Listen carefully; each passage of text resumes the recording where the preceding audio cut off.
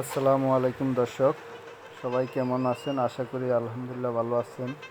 আজকে আমি আপনাদেরকে দেখাবো একটি 6 ভোল্টের ট্রান্সফরমার, ইউপিএসের 6 ভোল্টের ট্রান্সফরমার কীভাবে আপনার 12 ভোল্ট তৈরি করা যায়। এই যে আপনারা এখন দেখতে পাচ্ছেন, এটা 6 দশমিক, আমি যদি আরেকটু ভালোভাবে দেখাই, 6.9 ভোল্ট, 6.9 ভোল্ট। তো এটাকে আমি 12 ভোল্ট কীভাবে করতে হয় সেটা দেখাবো। তো বন্ধুরা, প্রথমে ট্রান্সফরমারকে হাতুড়ি এবং মাইনাস স্ক্রুড্রাইভারের সাহায্যে খুলে নিতে হবে। আমি আপনাদের দেখার সুবিধার্থে ভিডিওটা একটু স্পিড করে দিয়েছি যাতে তাড়াতাড়ি দেখা যায়। আর একটা বিষয় বলে রাখি, এখানে কিন্তু আপনার ভোল্টেজ আপ করার জন্য শুধুমাত্র সেকেন্ডারি কয়েলেই কাজ করা হবে, প্রাইমারি কয়েলে কোনো হাত দেওয়া হবে না। আপনারা বিষয়টা বুঝে নেবেন। আপনি যদি প্রাইমারি কয়েলে হাত দিতে যান, সেই ক্ষেত্রে আপনার কাজের ঝামেলাটা একটু বাড়তে পারে। আমি যেহেতু ঘরোয়াভাবে এটা কাজ করতেছি, আপনারাও যদি ঘরোয়াভাবে করতে চান তাইলে এই প্রাইমারি কয়েল আগের অবস্থানে রেখে শুধুমাত্র সেকেন্ডারি কয়েলের তারতম্য করে আপনি চাইলে ভোল্টেজ আপ অথবা ডাউন করতে পারবেন। এখন কোরগুলা সরানো হয়ে গেছে। এখন আপনার উপরে যেই ইনসুলেশন করা আছে কস্টিপ দিয়ে, সেই কস্টিপগুলো সারানো হইতেছে। বন্ধুরা, আপনারা ভালোভাবে দেখুন, এখানে 18 গেজের 2টা তার দিয়ে সেকেন্ডারি কয়েলে ওয়ার্নিং করা হয়েছে।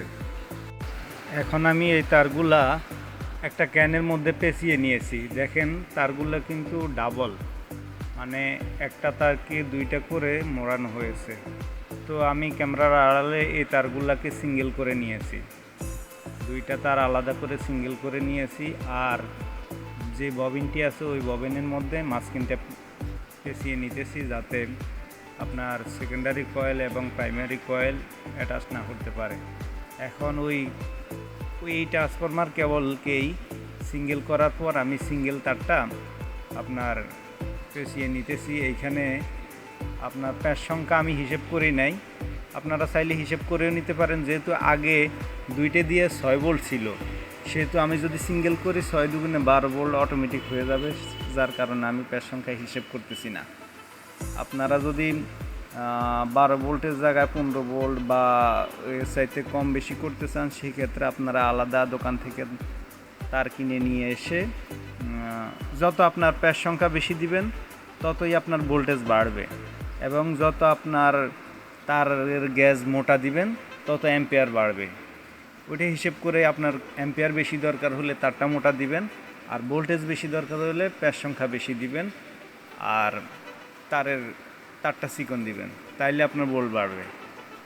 আর অ্যাম্পিয়ার বাড়াইতে হইলে আপনার তারটা মোটা দিবেন, প্যাচের সংখ্যা কমায় দিবেন। আবার যদি আপনি তারও মোটা দেন, তারপর আপনার প্যাচও বেশি দিতে চান, সেই ক্ষেত্রে কিন্তু আপনার ববিনে জায়গা হবে না। ওইটা মাথায় হিসাব রাখবেন, ওইটা হিসাব রেখেই কাজ করবেন। তো আমি এভাবে পুরা কয়েলটাকে প্রথমে সেকেন্ডারি কয়েল প্রথমে একটা প্যাচ দিয়ে নিয়েছি। সেকেন্ডারি কয়েলের এক প্যাচ দেওয়া শেষ হওয়ার পর আপনি মাস্কিং টেপ দিয়ে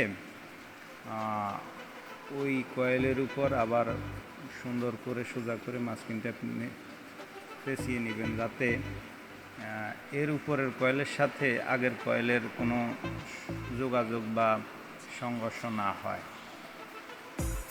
আর আপনারা এটা হিসেব রাখবেন, তারটা আগে ওই তারের মধ্যে আপনার অ্যাম্পিয়ার টিউব দিয়ে দিবেন।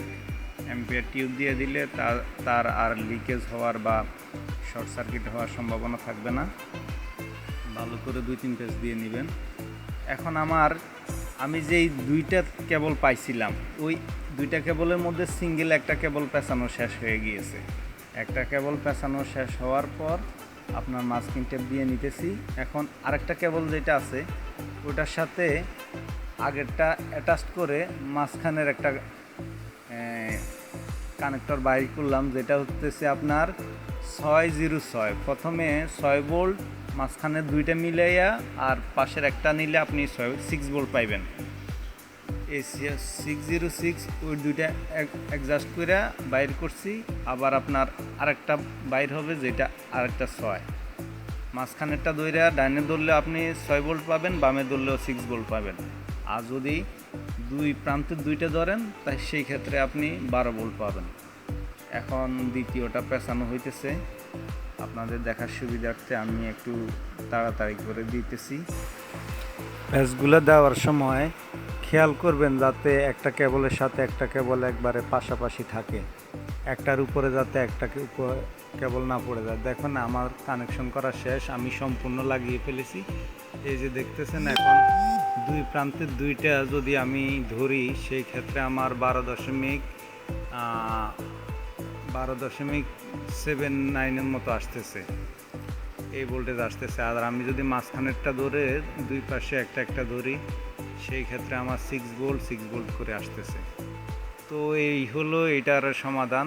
আপনারা 6 ভোল্টের কোনো ইউপিএস পাইলে সেক্ষেত্রে 12 ভোল্টের কোনো কাজে লাগাইতে চাইলে অনেকে দেখা গেছে কাজে লাগাইতে পারে না, সেই ক্ষেত্রে আপনারা আমার এই ফর্মুলাটা ব্যবহার করতে পারেন। থ্যাংক ইউ, সবাইকে ধন্যবাদ। যদি উপকৃত হন একটা লাইক এবং একটা সাবস্ক্রাইব করে দিবেন। আল্লাহ হাফেজ।